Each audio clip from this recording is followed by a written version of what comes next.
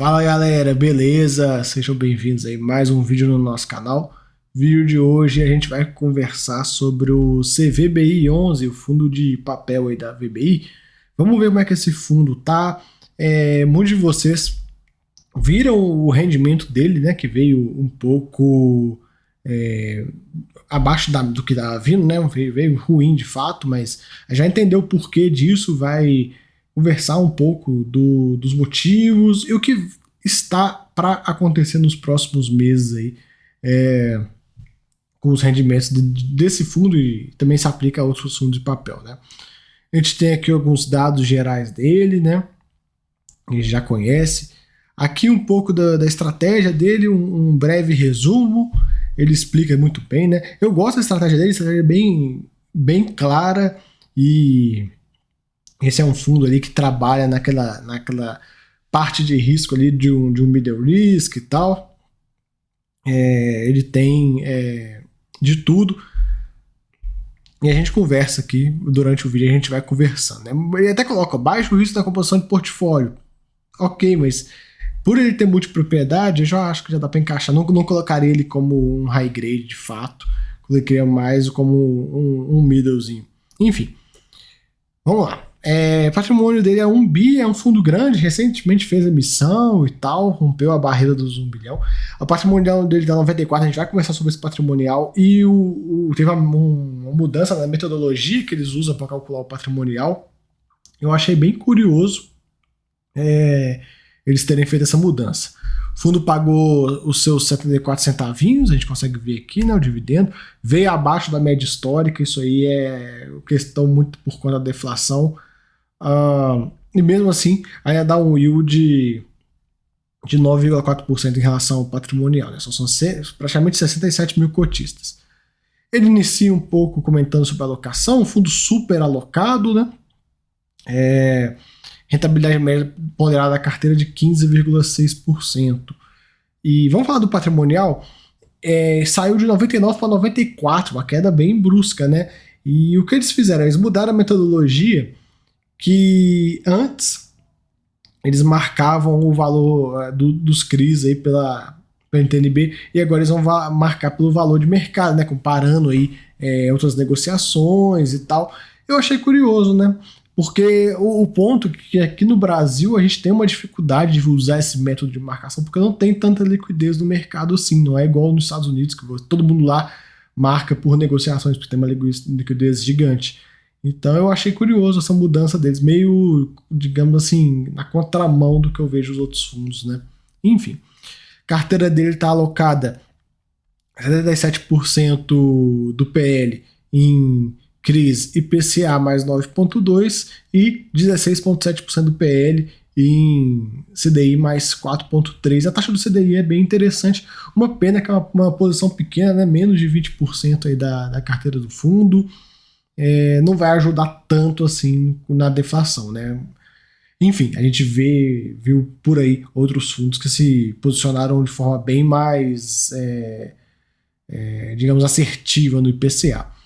Ele comenta sobre a questão da deflação e tal, faz alguns breves comentários. Galera, eu já falei demais de deflação aqui no canal, não vou falar de novo sobre esse assunto.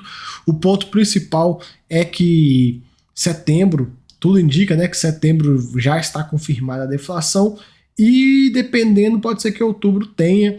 Galera, outubro eu acho mais difícil, mas para quem vem acompanhando e para quem é membro do canal, deixa eu fazer meu jabá. Viu o vídeo que eu postei, vocês devem estar assistindo esse vídeo bem mais pra frente, tipo, deve ter quase uma semana, onde eu mostrei a queda, o petróleo estava caindo 5% no dia, e que conforme o petróleo vai caindo, vai abrindo gordura para a Petrobras e cortando o valor do combustível, e com isso vai trazendo mais deflação.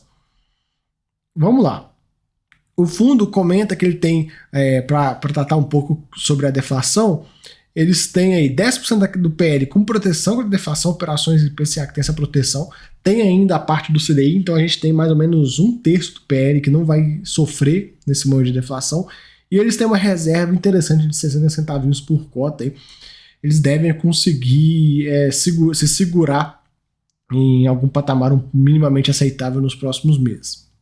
Ele coloca, né, que a deflação deve continuar impactando o rendimento dos fundos de CRI ao longo dos meses de setembro e outubro, talvez até novembro, viu, pessoal? Vamos acompanhar.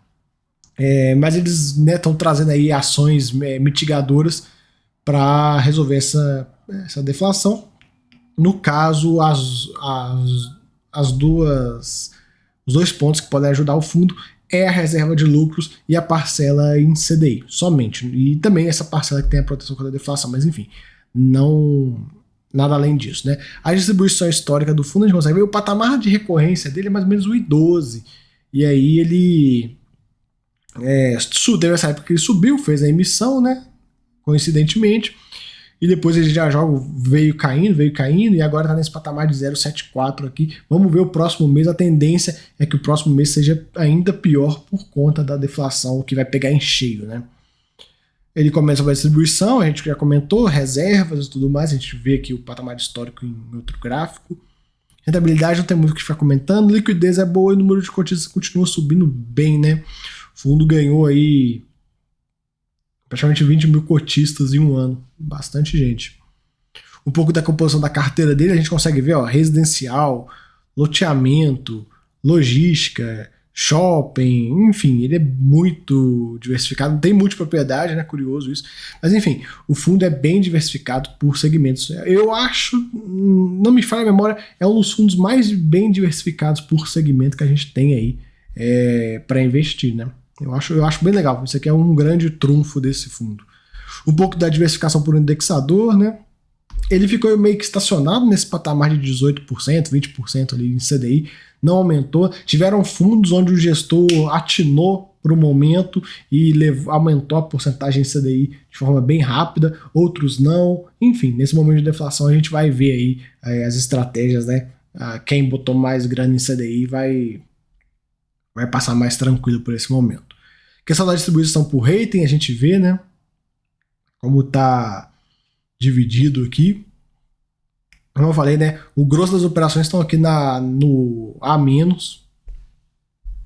Resultado. O fundo teve aí um resultado de 88 centavos, uma receita de 88 centavos, despesa de 9, resultado operacional de 79. Botou 2 centavinhos no bolso, na verdade o lucro líquido foi 77 centavos, né? E aí ele botou 3 centavinhos no bolso. E aí ficou aqui sem patamar de entrega de 74 centavinhos, né?